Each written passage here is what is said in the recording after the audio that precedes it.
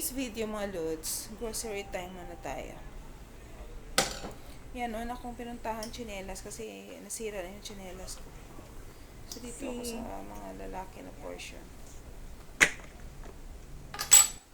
Yan, pambahay lang naman. Hindi na kailangan bongga-bongga. Dalawang tsinelas pipiliin ko para pag nabasa yung isa, pag naligo ako, yan may reserva. Tapos yan yung sabon na hinahanap ko. Ito yung gusto kong sabon, panlaba. Mabilis maubos. Kasi maganda naman talaga siya. Yan, ikot-ikot muna tayo. Yan, magaganda yung mga tela ng t-shirt dito sa panglalaki.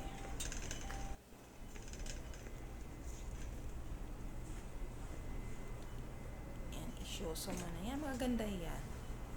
Kailangan wala pa sa budget mo na.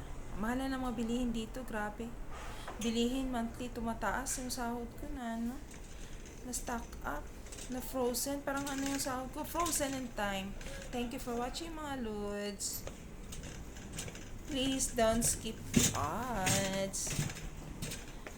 Ilang days na akong hindi binibigyan ni Mets ng earnings, pati sa reels. Nakakasuya na. Thank you for watching. Bye.